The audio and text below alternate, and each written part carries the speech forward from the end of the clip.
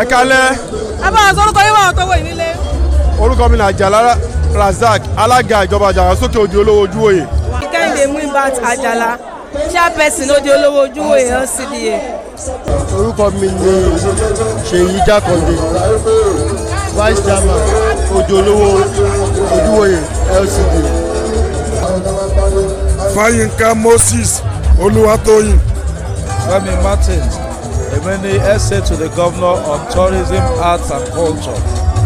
Ẹmu ẹ̀dẹ̀ kò sí lọ́wọ́ sáàtì, wọ́n bá ti mọ̀ ní pẹ́pẹ́ owó ẹgbẹ́ oníkíyè. Owó dọ́là dọ́là rà. Bá lọ bí ọ̀jẹ̀ o. Èmi ọ̀làbí náà sọ àbá bábá. Wọ́n kọ́ ọlọ́run dà gbogbo fún ọ́n ṣèṣì fọlọ́wọ́ ìgbà transfer ẹ̀mí. Ó ṣe ẹ̀fẹ̀ ṣe transfer. Àkọ́kọ́ ibi tó bí mi sí rè, ibi tí mo dàgbà sí rè. Àwọn aráàlú yìí òun lọ́lọ́run lò fún mi tí mi fi bẹ̀rẹ̀ ìrìn àjò òṣèlú mi sínú ìjọba láti kánsẹ́lọ̀ tí mi fi di alága. So nǹkan tá à ń ṣe mí balẹ̀ ni pé à ń dúpẹ́ fọ́lọ́run ni fún oore ọ̀fẹ́ tí Ọlọ́run fún wa. A dẹ̀ ń lo ìjókòó yìí, àpéjọ yìí láti jẹ́ kí àjọṣepọ̀ tó dánmọ́rán kó wà láàárín àwa aráàlú Òdì Olówó Ojúwòye àti Mushin lápapọ̀, láàárín ọmọdé àtàgbàlagbà, láàárín obìnrin àti ọkùnrin, láàárín arúgbó àti ọmọ kékeré. So lọ́dọọdún la máa ń ṣe irú ìjókòó yìí. So ọdún yìí ni 26 years tá a ti ń jókòó. A dẹ̀ fi ń dúpẹ́ lọ́wọ́ Ọlọ́run pé láti bàtà ti ń ṣe, Ọlọ́run ò jẹ́ kí ìjà wà, Ọlọ́run ò jẹ́ kí ó dàrú, Ọlọ́run ò jẹ́ kí ìtàjẹ̀sílẹ̀ sílẹ̀ kó wà. Ìpinnu wa àtàdúrà wa ni pé láti ó sì classic àjẹ́ pé inú àdúgbò ìlà wà lágbára lọ́dọ̀ Ọlọ́run a máa bẹ̀ sí ó máa ju inú àdúgbò ìlọ tẹ́ pé ọmọ máa ṣe káàkiri gbogbo agbègbè tó wà nínú ìlú Òdì Olówó Ojúwòye sódà kí ìṣọ̀kan tó dánmọ́rán kó ba lè wà láàárín gbogbo àwa ará Òdì Olówó Ojúwòye. ọmọ Mushin á lè bọ́ ọmọ Òdì Òro ṣe, ọmọ Òdì Òro á lè bọ́ ọmọ Fádèyí ṣe, ọmọ Fádèyí á lè bọ́ ọmọ Olúpéjú ṣe, ọmọ Olúpéjú á lè bọ́ ọmọ Ojúwòye ṣe. Ìpinnu àníyàn lọ́wọ́ adẹ́gbà fún wa. Ẹ ṣe púpọ̀ sà, a máa rí yín bá sà, ẹ ṣe sà. Ilé la wà, àdúgbò ọkọ mi nìyí, ibi báyìí dẹ̀ ni wọ́n fẹ́ mi sí. So I'm part and parcel of this environment, so I'm very very comfortable. Even kọ̀ọ̀kan mi máa ń sí lórí ìjókòó gan, no cause for alarm, kò sí wàhálà. Ẹ bá mi ṣàlàyé ní ṣókí ní nǹkan tẹ́ ẹ mọ̀ àbí tẹ́ lè sọ fún wa ní ṣókí nípa event. This event is called OC Classical. Ó ti wà in existence as far back as 20 years, if I can remember. So wọ́n máa ń ṣe ní táìmù iléyá. Ó máa ń take I think several days kankan tó kásẹ̀ nílẹ̀. So ìtàn ṣe lé ní ìsìn òní àdàbọ̀ ẹ̀. Ó túmọ̀ sí pé wọ́n fi ń kásẹ̀ ńlẹ̀, wọ́n fi sókọ́ títí di next year tó tún máa re lórí kọ̀. Ó máa ń wà very very interesting. Ìyẹn ni wípé tó bá tún pè yín lọ́dún tó ń bọ̀ pé kẹ́ ẹ wá ẹ tún máa yọjú. Bẹ́ẹ̀ ni, by the special grace of God. Ìmọ̀ràn mi ní àsìkò tá a wà ní pé election máa take place ní next year. À ń láti jáde ká sọ fún àwọn èèyàn wa, we've been doing that but we have to continue to do that pé wọ́n láti jáde lọ gba PVC wọn. That is tí wọ́n bá tún ní ká tún wá gbà because ìyẹn ni civic right wa, and is our civic responsibility too. So election wa ń tà ń sìn oníkálukú láti lọ gba káàdì ìdìbò ẹ̀ kí wọ́n lè participate ẹni tó ń wọ́n kó bọ́ sórí ipò kí wọ́n lè fi sórí ipò. Aside that ìmọ̀ràn mi fáwọn Mushin especially the youth ó ní pé they should be focused. Everybody kọ́ ló máa kàwé ẹni tí ò bá kàwé kó níṣẹ́ lọ́wọ́ at least ó lè kọ́ iṣẹ́ ọwọ́ ó dẹ̀ lè kọ́ bọ́n ṣe ń tajà ó lè kọ́ bọ́n ṣe ń ṣòwò kéèyàn má wà redundant then kéèyàn yàgò fún jàgídíjàgan because environment àwa yìí we are one ìfẹ́sowápọ̀ ni you can't really know who is who so máa gba àwọn òbí náà máa gbà wọ́n nímọ̀ràn pé kí wọ́n túbọ̀ ṣe àmójútó fún àwọn ọmọ tó wà ní Mushin àti ọmọ tó wà ní VI. I do tell people that care to listen pé for me kò sí yàtọ̀ àmójútó yẹn ló ṣe kókó so Ọlọ́run á dẹ̀ ti gbogbo àwọn ọmọ wa kí wọ́n yanjú. ẹ ṣé gan ni màá máa rí yín bá mà ẹ ṣeun mà.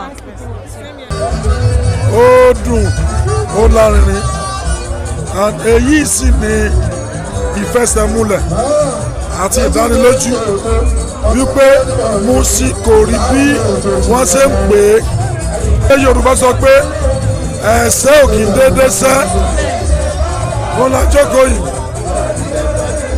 òní yìí òun ló pé ọdún 4 tá a ti máa ń ṣe OC classical àgbọ́jà ẹ̀yọ̀kan rí tá a bá wọ̀ tún tá a bá wọ̀ sí ọkùnrin ń lọ obìnrin ń lọ ọmọdé ń bọ̀ àgbà ń bọ̀ kò síjà à ń jẹ à ń mu orí ọ̀fẹ́ Olúwa ni kò sẹ́ni tí wọ́n máa lé tó máa súnkọ̀ gírí tí ò ní sẹ́gbẹ̀dà Mushin òkè tó yan jẹ́jẹ́ wa la máa ń lọ ṣùgbọ́n Ọlọ́run kò fàyè gbà ká ẹ fi ọ̀bọ lọ wá ká wá ní pé a máa wò ṣùgbọ́n Mushin jẹ́jẹ́ wa là ń lọ a máa ṣe tá a bá ṣe ìpàdé yìí ayẹyẹ yìí di àárọ̀ ọ̀la kò sí pẹ́kẹ́ kankan tó máa pẹ́kẹ́. kí ni ìmọ̀ràn yín fún àwọn ọ̀dọ́ tó ń bọ̀ lọ́nà.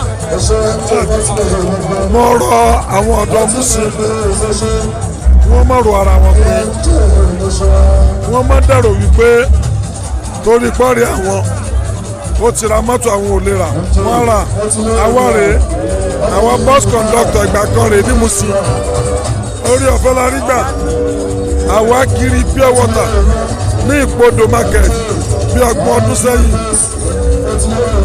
àti torí ẹ̀ lọ gbébọn àti torí ẹ̀ lọ́mọ sí jàǹdùkú ó bẹ àwọn ẹlẹgbẹ́ mi àwọn ọ̀dọ́ Mushin ni wọ́n dúró dásìkò Ọlọ́run gbogbo ló máa dáa fún so ká sì ní ìtẹ́lọ́rùn. púpọ̀ ní àwọn nǹkan tó ń mọ̀ nípa Mushin àwọn nǹkan bíi tí ò dáa ni inú mi dùn púpọ̀ ní pé in the past recent years we have been able to change that narrative ìkànnì náà lélẹ̀ pé a lè wà nínú ibi tá a wà yìí náà ń pè ní ìdí òru àkàlà lábàá síbí wọ́n máa ròyìn bíbá fún yín in fact mo rò pé ẹ lè dúró ká má ti sọ pé ẹ fẹ́ gbé microphone dání ní bí wọ́n ṣe máa ròyìn bíbá fún yín but this is àkàlà this is ìdí òru wọn ọ̀já báàgì wọn ọ̀já máàgì ẹ lè rí pé kò dẹ̀ síjà there is peaceful coexistence so Mushin for me it has changed from what it used to be. ẹ bá mi ṣàlàyé ní ṣókí báwo lẹ ṣe rí ayẹyẹ yìí nísìnyí. ó jẹ́ nǹkan tó dùn mọ́ mi nínú personally because ó fún Mushin ní orúkọ tó dáa gbogbo ohun táwọn èèyàn máa ń sọ nípa Mushin àwọn ọmọ ọ̀tá àwọn ọmọ kiri kan ó ní we have over 2,000 3,000 people gathered here now àríjà ní kọ̀kọ̀ so it's bringing people together so gbogbo ọ̀rọ̀ tó máa ń sọ tẹ́lẹ̀ yẹn irọ́ ló pọ̀ jù bẹ́ẹ̀ so and it's a very good event èmi náà máa ń wá even before I became an MC so mo dẹ̀ yìí máa continue láti wá all the time. Ismail Babatunde Kazeem, the APC LGA chairman, Odiolowo Ojuoye CDA. This is one of the best carnival, every people size, the best carnival within Mushin. Olúmọ unite gbogbo wa papọ̀ gbogbo ọmọ Mushin. Though carnival Odioro ni, gbogbo ọmọ Mushin ọmọ Odiolowo, gbogbo la máa appreciate this carnival because normally it bring everybody together. Those in diaspora within the country everywhere.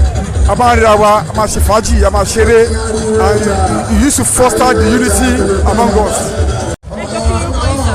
Orúkọ mi Sanni Nurudeen Akorede. Kìíní ṣókí ìṣẹ̀lẹ̀ sọ ọ̀tọ̀ wá ṣe Àwa ṣe eré ọdún la wá ṣe eré ọdún báyìí máa ń ṣe nìyẹn lọ́dọọdún. Eré ọdún ni lẹ́yìn ìgbà tí wọ́n ti ṣe carnival tán ní gbogbo wa káàkiri àdúgbò sádùúgbò táwọn èèyàn máa ń pè ní base by base. So gbogbo wa máa parapọ̀ a máa fi ṣe eré ọdún lẹ́yìn ìgbà tí wọ́n ti ṣe carnival tán. So eré ọdún la máa ń pè. At least this is over 22 years ago. Over 22 years ago, by man ṣe nìyẹn every year by man ṣe nìyẹn. Ọ̀gá ọ̀rẹ́ wa bí Sàgbé Adéwálé ọ̀gá wa ló ní Lagos. Ilẹ̀ Táyọ̀dá àrùbà. Ilẹ̀ Táyọ̀dá àrùbá ọ̀sán. Ilẹ̀ Bọ̀dé sọ̀rọ̀ ìkọsà. Àwọn tí wọ́n ti bẹ́ẹ̀ ti bẹ́ẹ̀ ní. Ilẹ̀ Táyọ̀dá àrùbá ọ̀rọ̀ ìlẹ̀ tó ti bẹ́ẹ̀.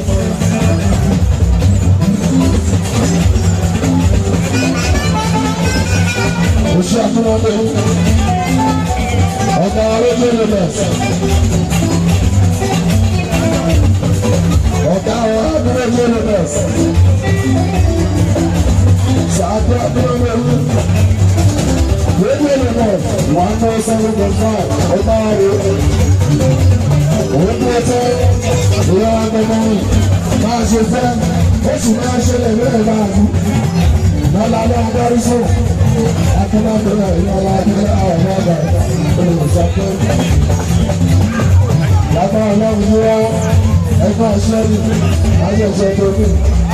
Yàrá ní sáré bá a ti lè kí oṣù nǹkan òkú lè máa ọ̀dún wọn. Aṣẹ́ṣù pẹ́rẹ́ ní ọlọ́pẹ́ àyàfẹ́ ọ̀gá. Sàké ọkùnrin tó lè lọ.